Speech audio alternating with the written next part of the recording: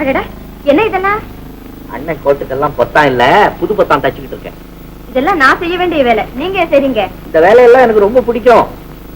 சின்ன பிள்ளையில இருந்து நான் உண்டு, நல்ல டிரஸ் உண்டு.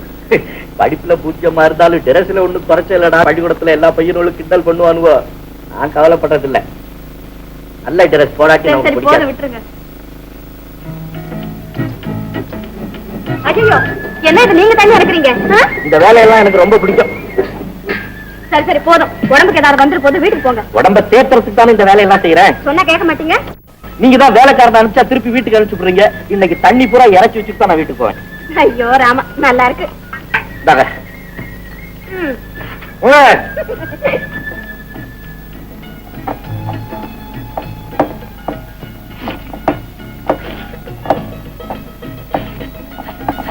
ஐயே, இந்த வேலையெல்லாம் உங்களுக்கு இருக்கு? இந்த வேலையெல்லாம் தான் எனக்கு ரொம்ப பிடிக்கும்.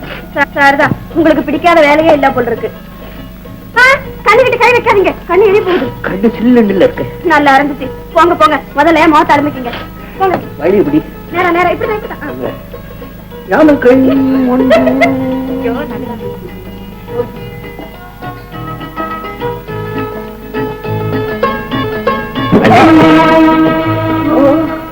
நீங்களா? ஏன் நீ பயந்துட்டீங்களா? ஆமா, துப்பாக்கியை பார்த்துதான். எதுக்கு இதெல்லாம்?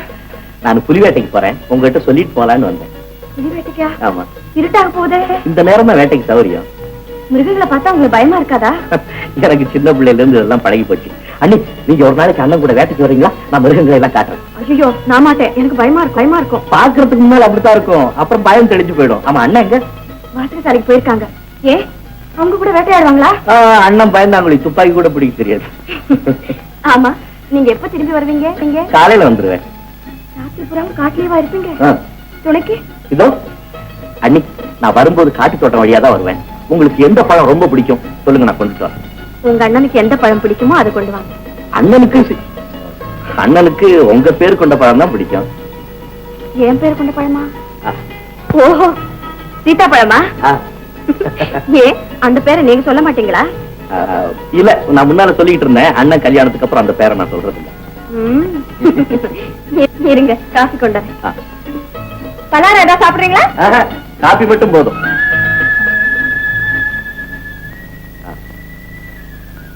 என்ன அன்பு, என்ன அன்பு, எனக்கு கிடைச்ச இரண்டாவது தாய். இந்தாங்க, சாப்பிடுங்க.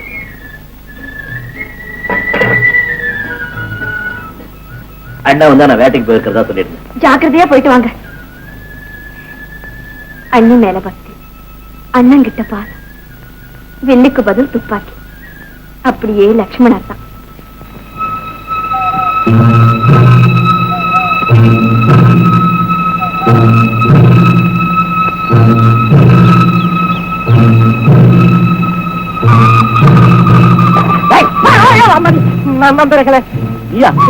எங்கடா வந்த?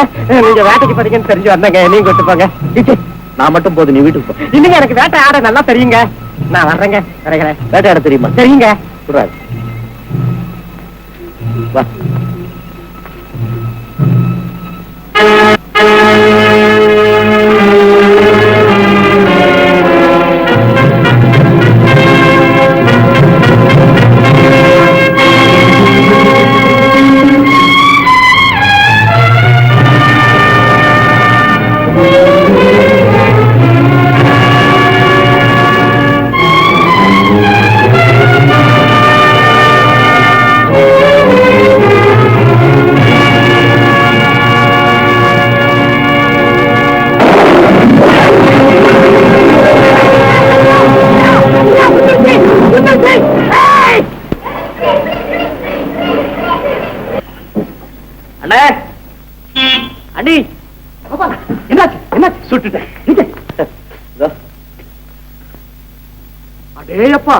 ரொம்ப பெரிய சைஸ். அண்ணி, நீங்களும் போய் பாருங்க. ஐயோ, எனக்கு பயமா இருக்கு, நான் மாட்டேன். செத்து போச்சு, சும்மா பாருங்க. இந்தாங்க, அண்ணனுக்கு பிடித்தமான பழம். என்ன? சீதா பழம் எனக்கு ரொம்ப பிடிக்கும். எனக்கு தெரியுமே. உனக்கு எப்படி தெரியும்? உங்க தம்பி தான் சொன்னார். அதான பார்த்தேன். சரி, நான் போயிட்டு வரேன். எங்கடா போறேன்? டிஃபன் சாப்பிட்டு போலாமா? நமக்கு ரொம்ப டயர்டா இருக்கு, ராத்திரி எல்லாம் தூக்கம் இல்ல. பரவாயில்ல, வாங்க. கொண்டுட்டு போய் உரிச்சு போடுங்கடா.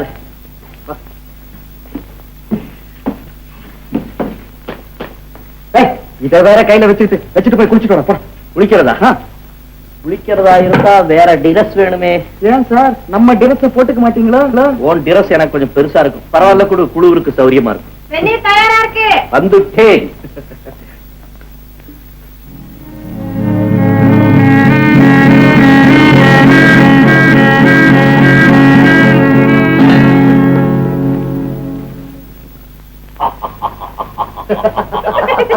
நல்லா இருக்கு.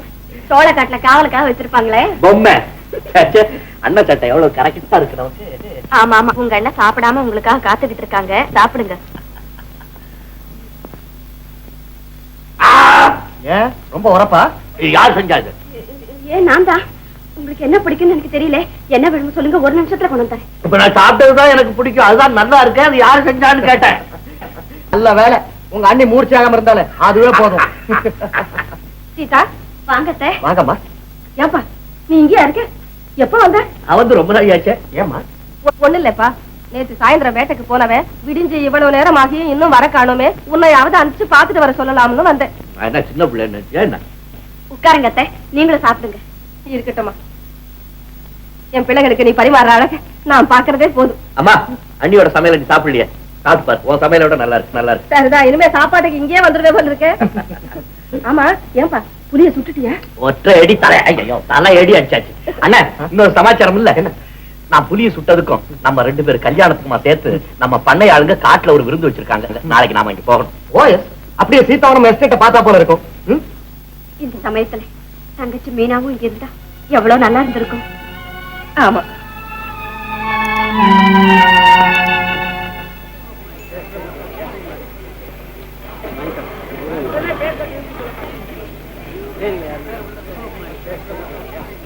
மகாசனங்களை நம்ம அளப்புக்கு மதிப்பு வச்சு சாமி அவங்களும் அவங்களுடைய குடும்பமும் இங்க வந்திருக்கிறது நமக்கெல்லாம் ரொம்ப ரொம்ப பெருமையையும் சந்தோஷத்தையும் கொடுக்குது.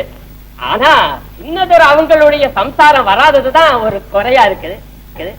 சாமி அவங்களுடைய குடிஜனங்களாகிய நாம ஒரு குறையும் இல்லாம சந்தோஷமா இருக்கிறோம்.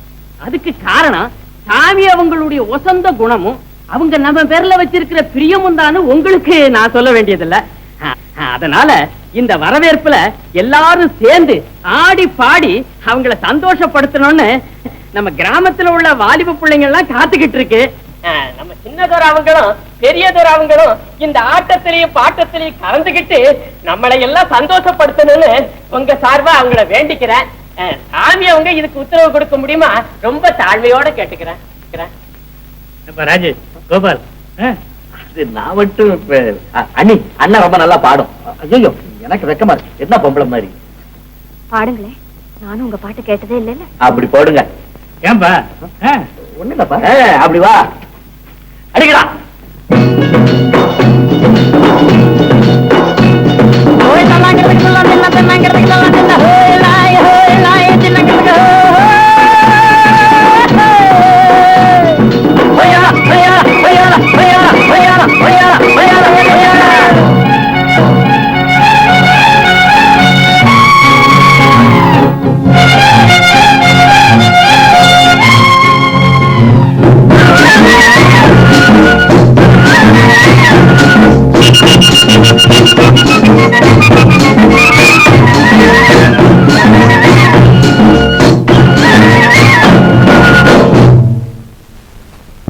நல்லவன் நல்லவன் எனக்கு நானே நல்லவன், சொல்லிலும் செயலிலும் நல்லவன், சொல்லிலும் செயலிலும் நல்லவன், நல்லவன் எனக்கு நானே நல்லவன், சொல்லிலும் செயலிலும் நல்லவன்.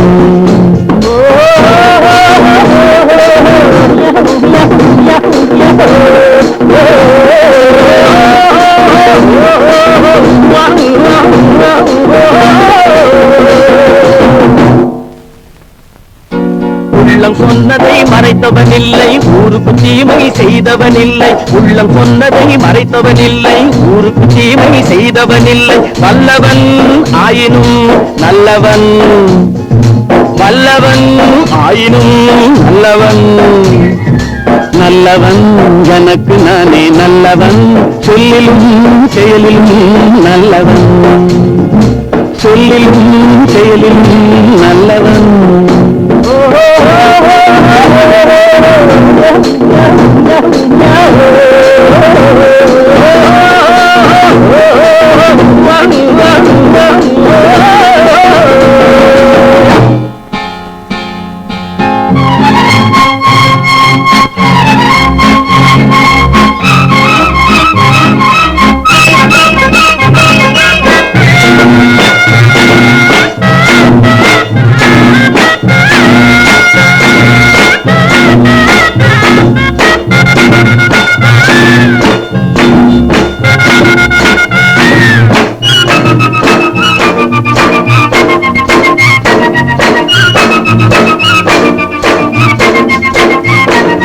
பள்ளம்மேடு கண்டால் பார்த்து செல்லும் பிள்ளை, நான் பாசம் என்ற நூலில் சேர்த்து கட்டிய முல்லை. பள்ளம்மேடு கண்டால் பார்த்து செல்லும் பிள்ளை, நான் பாசம் என்ற நூலில் சேர்த்து கட்டிய முல்லை. இல்லை இல்லை என்று சொன்னவன் இல்லை, இல்லை இல்லை என்று சொன்னவன் இல்லை. என் கண்ணை நானே கண்டேன், அதில் என்னை நானே கண்டேன். என் கண்ணை நானே கண்டேன், அதில் என்னை நானே கண்டேன்.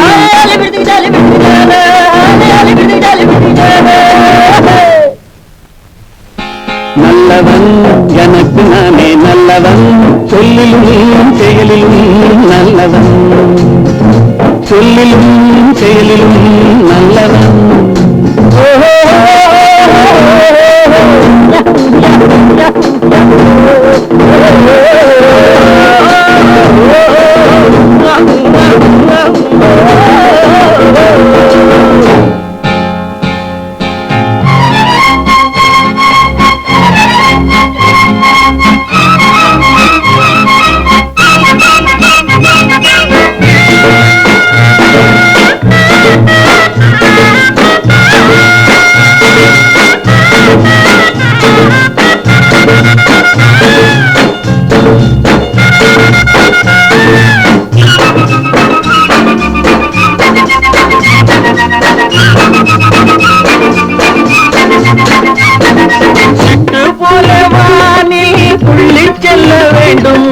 சிட்டு போல வானில் புள்ளி செல்ல வேண்டும், கீரி பிள்ளை போலே ஊர்ந்து செல்ல வேண்டும், மண்ணில் கீரி பிள்ளை போலே ஊர்ந்து செல்ல வேண்டும். தொல்லை என்ற பாம்பை கல்வி கொள்ள வேண்டும், தொல்லை என்ற பாம்பை கல்வி கொள்ள வேண்டும். தூய உள்ளம் வேண்டும் என்றும் சேவை செய்ய வேண்டும், தூய உள்ளம் வேண்டும் என்றும் சேவை செய்ய வேண்டும்.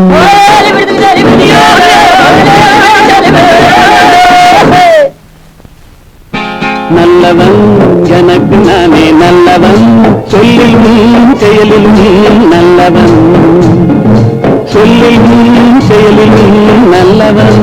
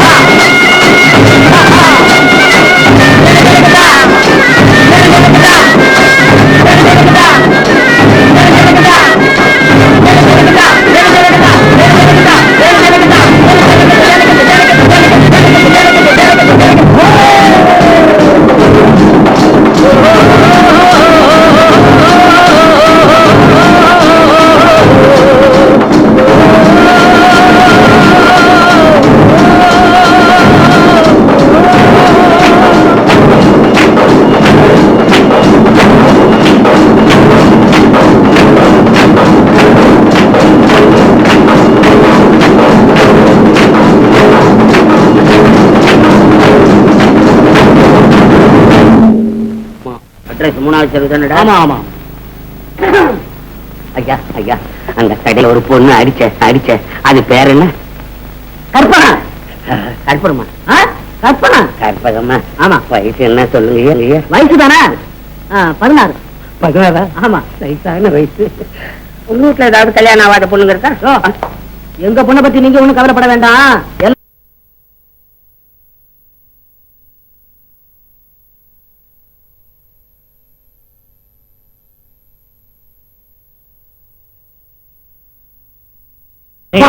இங்க இருக்கு, அங்க வரவே இல்லையா? எங்க அங்க வந்தா புடிச்சுக்குவாங்க. என் கடன் ஏதாவது வாங்கிருக்கிறேன்? இல்லைங்க, என் மேல அவளை பெரிய சின்ன தம்பி நல்லா ஆடுச்சுங்க. ஆமா, ஆடுறாங்க. ஏன் ஆட்டம் உங்களுக்கு பிடிக்காதா? கட்டின கொண்டாட்டி வீட்டுக்கு வந்தாளான்னு அந்த கவலையை காணும். ஊர்ல இருக்கிறவங்க எல்லாம் கவலைப்படுறாங்க. வாஸ்தவம் தான். நாளைக்கு நான் கிருஷ்ணாபுரி போறேன். அப்படியா? அப்படியே ராவ் பகதூர் பார்த்து அந்த பெண் பரீட்சை எல்லாம் எழுதி முடிச்சாச்சா, எப்ப இங்க அனுப்ப போறாங்க அப்படின்னு ஜாடமாடையா பார்த்து தெரிஞ்சுக்கிட்டோம். இவ்வளவு சொன்னா போதாதுங்களா? 2 நாள் தங்குறேன். ராவ் பக்தூர் என்னன்னு கேட்கிறேன். உங்களுக்கு விஷயத்த 100 ரூபாய் செலவழிச்சு ஒரு பெரிய தங்கி அடிக்கிறேன். என்ன போயிட்டு வரதுக்கு செலவு 200 ரூபாய் ஆகும்போது பணத்தை பத்தி ஏன் கவலைப்பட்டு காரியத்தை வந்து வாங்கிக்கிறேன். போயிட்டு வரேன். 1000 பொய் சொல்லி கல்யாணம் பண்ணணும், 1000 பொய் சொல்லி கல்யாணம் பண்ணணும்.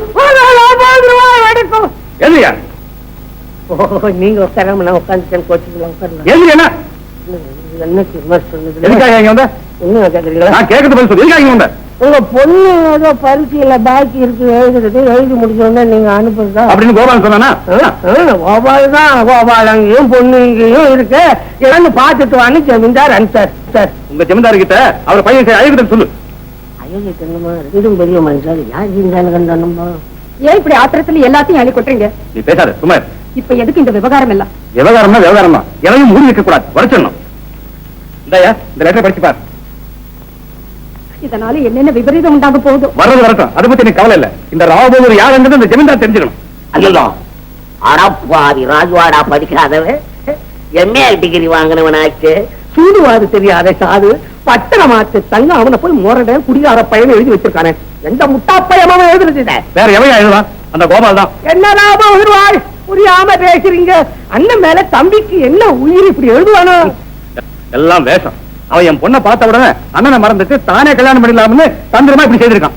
கொஞ்ச நேரம் பேசாம இருங்களேன். இப்ப என்ன ஆயிடுச்சு? இனிமே என்ன ஆக வேண்டியிருக்கு? இனிமே தான் எவ்வளவோ ஆக வேண்டி இருக்கு. இதையெல்லாம் 6 அமர யோசிச்சு செய்யணும். ஐயா, நடந்தது நடந்து போச்சு. கை தவறி விழுந்த பாத்திரம் உடைஞ்சு போகல, கொஞ்சம் நசுங்கி போச்சு. அதை தட்டி அழகாக்க வேண்டிய பொறுப்பு உங்களுக்கு தான். என்ன அழகா சொல்றீங்க அம்மா. நான் இது வரைக்கும் 1000 கல்யாணம் பண்ணிருக்கேன், ஒண்ணுல கூட ஒரு சிக்கல் ஏற்பட்டது இல்லம்மா. ஆனா அதெல்லாம் சின்ன இடம், இது கொஞ்சம் பெரிய இடம். இதுல என்னமோ ஒரு சிக்கல் விழுந்துருச்சு. என்ன செய்யணும்னு சொல்லுங்க, நான் செய்யறேன். காதும் காதும் வச்சாப்புல இதெல்லாம் நம்மோட இருக்கட்டும். நீங்க எப்படியாவது மீனாவோட புருஷனை சமாதானப்படுத்தி நீங்க அனுப்புங்க. நாங்க எதையும் கண்டுக்காம பொண்ணு அவரோட அனுப்பி வச்சிடுறோம். அழகான யோசனை. இந்தாயா, இனி என் பொண்ணு அந்த வீட்டுல அழைத்து வைக்க இந்த லெட்டரை கொண்டு போய் ஜமீன்தாருக்கு காட்டு. ராபோருவாய், அவசரப்படாதே, பதறாத காரியம் எழுதியா? நீ எனக்கு புத்தி சொல்லு. இந்த பார், இந்த லெட்டரை கொண்டு போய் ஜமீன்தாருக்கு காட்டாம ஏதாவது பித்தலாட்டம் பண்ண உன்னை கட்டி போட்டு ஊற்றி விடுறேன் பார். உங்க குடும்பத்துல உண்டாகிற கோளாறுக்கு நம்மள கட்டி போடுறேன்றாரு. இது என்ன அக்கறை? இப்படி மொட்டை கடதாசி எழுதுற துரோகிகளும் உலகத்துல இருக்காங்க. இந்த மாதிரி ஆளுங்க தாமா நாட்டுல இப்ப எக்கச்சக்கமா இருக்கிறாங்க. அது யாருன்னு உங்களுக்கு தெரியுமா? நான் எப்படியுமா ஒருத்தரை சொல்றது, ஆனா ராவ் பகதூர் ஒரு ஆளை சொல்றாரு. யார் அது? உங்க விரலை கொண்டு உங்க கண்ணை குத்த நான் விரும்பலீங்க. சும்மா விளங்கும்படியா சொல்லுங்க. சொன்னா உங்களுக்கு வேதனை, சொல்லலைன்னா அந்த என் மேல பாய்வான். தர்ம சங்கடம் என் வேலை. பரவாயில்ல, தைரியமா சொல்லுங்க. இந்த மொட்டை கடைசி எழுதினதே உங்க கோவாடா. கோபால் என் பிள்ளையா? இருக்காது, இருக்கவே இருக்காது. இதை நான் நம்பவே மாட்டேன். நானும் தான் நம்பல. ஆனா ராவ் பகதூர் என்ன சொல்றாரு தெரியுமா உங்களுக்கு? கோவால பொண்ணு பார்க்க போன போது அந்த பொண்ணை தானே கட்டிக்கலான்னு முடிவு செஞ்சு இப்படி ராஜு மேல கடிதாசி எழுதி இருக்கிறாராம். இது தெரியாம ராவ் பகதூர் ஏமாந்து போய் பொண்ணை கோவாலனுக்கே கொடுத்துட்டாராம். அப்படியா? இது மட்டுமா? பொண்ணு பார்க்க போன இடத்துல இவர் பெரிய பிஏ படிச்சவர் மாதிரி ஸ்டைலா இப்படி நின்னு பார்த்தாராம். முதல் நாள் ஏதோ பொண்ணுகிட்ட எக்கச்சக்கமா முரட்டுத்தனமான வார்த்தைகளை விட்டுருப்பார் போல இருக்கு. மருவுக்கு போன இடத்துல தன் புட்டு எங்க வெளியாயிடுமோ சொல்லாமே ஓடி அனுப்பிட்டாராம். அதான் இந்த பையன் தனியா வந்துட்டான். கேட்டதுக்கு மீனாவுக்கு பரீட்சைன்னு சொன்னானே, இப்பதான் புரியுது. இந்த லெட்டரை பார்த்த பிறகுதான் ராஜு வேண்டாம்னு கோபாலைய மாப்பிள்ளையாக்கிக்க ராவ் பகதூர் தீர்மானம் பண்ணிருக்கார். இவ்வளவையும் செய்துட்டு ராஜு கல்யாண விஷயத்துல அக்கறை உள்ள மாதிரி நடிச்சு எல்லாரும் ஏமாத்திட்டான அயோக்கிய பையன். அப்படி சொல்லாதீங்க. என் வயித்துல பிறந்தது ஒரே ஒரு பிள்ளை. அவன் படிக்காதவன் சொல்லுங்க, ஒத்துக்கிறேன். ஆனா அயோக்கியன்னு யார் சொன்னாலும் நான் ஒத்துக்கவே மாட்டேன். எந்த ராஜுவை தன் கூட பிறந்த அண்ணன் போல பாவிச்சு அவன் மேல உயிரையே வச்சிருக்கானோ அந்த ராஜுவை பத்தியா இப்படி எழுதுவான்? கையில கடுதாசி இருக்கு, இதை விட வேற என்ன ஆதாரம் வேணும் உனக்கு? சொல்லுயா. இது பெரிய இடத்தையும் மேட்டர். இதுல இன்டர்வியூ நான் பண்ண கூடாது. என் எலும்பை எண்ணிடுவீங்க. எனக்கு ஒரே குழப்பமா இருக்கு. நான் வீட்டுல போய் தூங்குறேன். மங்களம் மங்களம் கோபால் வரங்க. பரீட்சை முடிஞ்சதுக்கு அப்புறம் மீனா அனுப்புறதா ராவ் பகதூர் சொன்னாரா? என்னடா முடிக்கிற? ஆமா ஆமா.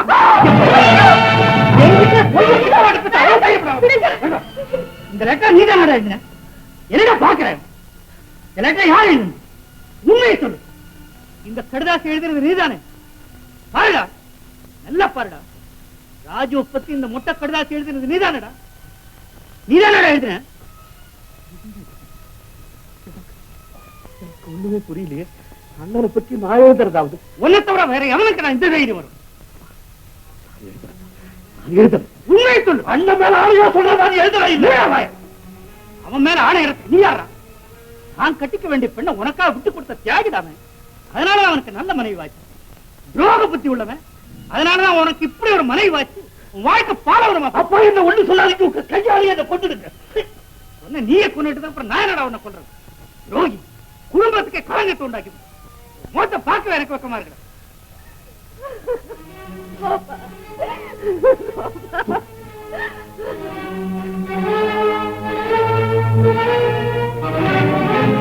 கோபால் அண்ணன் கோபால் என்னடா இது? யார் இவர? கோபால் என்னடா? நீ எனக்கு யார்? ஏன் அப்படி கேட்கிற? கேட்டதுக்கு பதில் சொல்லு. நீ எனக்கு யார்? உன்னுடைய அண்ணன். உன் மேல நான் உயிரையே வச்சிருக்கேன்னு உனக்கு தெரியுமில்ல? ஆமா. உன் உடம்புல ஒரு சின்ன எறும்பு கிடைச்சா கூட என்னால அதை தாங்க முடியாதுன்னு உனக்கு தெரியுமில்ல? தெரியும். நான் இதுவரைக்கும் உன்னுடைய இஷ்டத்துக்கு விரோதமா நடந்திருக்கேனா? இல்ல. என் மனசுல ஒரு சின்ன விஷயம் தோணுனா கூட அதை வந்து நான் சொல்லியிருக்கேன்ல. உன்னை பத்தி நான் கெட்ட விதமா பேசினேன் எழுதுனேன்னு யாராவது சொன்னா நீ நம்புவியா? நீயே நினைச்சாலும் நான் நம்ப மாட்டேன். ஆனா அப்பா சொல்றாரு உன்னை பத்தி நான் கெட்ட விதமா மொட்டை கெடுத்து எழுதுறேன். இதப்பா யாரோ ஒரு அயோக்கிய உன்னை பத்தி தவறா மீனாவோட அப்பாவுக்கு எழுதியிருக்கான். மீனாவை கல்யாணம் பண்ணிக்கிறதுக்காக நான் தான் இப்படி எழுதியிருக்கேன்னு சொல்லி ராவ் பகதூர் இந்த கடுதாசிய கைலாசத்திட்ட கொடுத்து அப்பா கிட்ட அனுப்பிச்சிருக்கேன். அப்பாவும் இதை உண்மை நினைச்சு என்ன அடிச்சுட்டேன். என்ன அடிச்சுட்டாரா? அப்பா அடிச்சதை பத்தி கூட நான் கவலைப்படலடி. ஆனா அண்ணனை பத்தி நான் தப்பா எழுதுறேன்னு சொல்றாங்களே அதை தவிர என்னால சகிக்க முடியல. எங்க அதை கொடுங்க. என்னங்க கல்யாணத்துக்கு முந்தி நீங்க என்ன பெண் பார்க்க வந்துட்டு போனதுக்கு அப்புறம் உங்க தம்பியை பத்தி இதே மாதிரி ஒரு மொட்டை கடிதாசு எங்க அண்ணனுக்கு வந்தது. அப்படியா? ஆமா. அந்த கடிதாசுல இருந்த அதே விஷயம் தான் இதுலயும் இருக்கு. பேரு தான் வித்தியாசம். அதுல உங்க பேர் இருந்தது, இதுல இவங்க பேர் இருக்கு. உங்க ஒற்றுமையை கெடுக்கணும், நம்ம குடும்பத்துக்கு கெட்ட பேர் உண்டாக்கணும்னு யாரும் திட்டம் போட்டு செய்திருக்காங்க. அப்படிப்பட்ட ஆளுங்க யாரும் நம்ம ஊர்ல இருக்கிறதா தெரியலையே. சும்மா இருந்தடி. இதெல்லாம் உனக்கு விளங்காது. வெளுத்ததெல்லாம் பாலுன்னு நினைக்கிற நீ. அண்ணி அந்த லெட்டர் கொண்டாங்க. கோபால் அந்த லெட்டர் கொடு. அது என்கிட்டயே இருக்கட்டும். இல்ல இல்ல என்கிட்டயே இருக்கட்டும். இதை எழுதுனது யாருன்னு கண்டுபிடிச்சு அப்பாவுக்கு முன்னால அந்த அயோக்கிய பயல தூள்ல கட்டி வச்சு நான் பட்டய கலப்புல என் பேரை மாத்துறீங்க.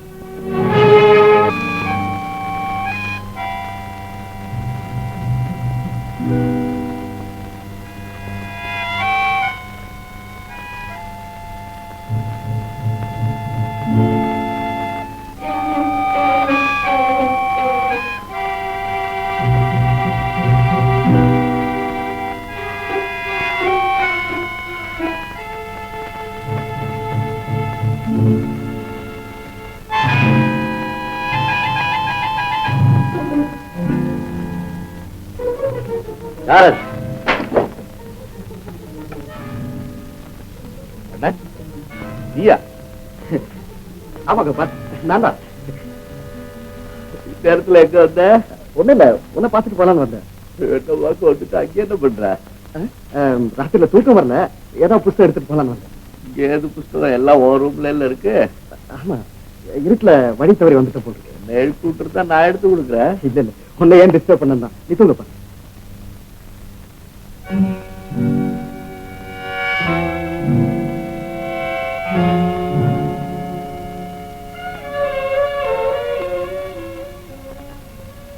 மொட்டை கடிதாச்சு இது அண்ணன் எடுக்க வேண்டிய காரணம்?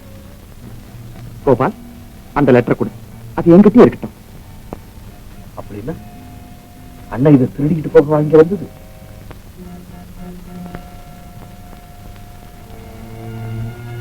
கோபால், ராஜு இந்த நேரத்துல ஏன் வந்துட்டு போறான்? சும்மா வந்துட்டு போறேன். அதென்ன கையில? இதான் அந்த மொட்டை கடிதாச்சு. நீங்க அத நான் பாக்கணும். இப்படி கொடு. நீ பார்க்க வேண்டாம், சும்மா கொடுப்பா. எனக்கு தெரியாம இதை எடுத்துக்கிட்டு போலான்னு அண்ணன் வந்திருக்கிறார். ஏன்னு எனக்கு புரியுது. தம்பி, இது ராஜுவோட கையெழுத்து மாதிரி இருக்கு. சச்ச, நீ ஒரு பைத்தியம். ஆமாப்பா, ராஜு பட்டணத்துல படிச்சுட்டு இருக்கும் போது உங்க அப்பாவுக்கு எழுத கடிதாசி எல்லாம் நான் பார்த்திருக்கேன்.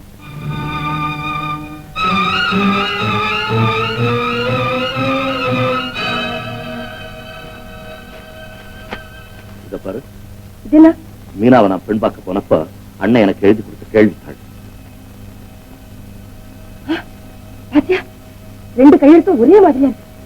சந்தேகமே இல்லை, இது அவன் எழுதுறதுதான்.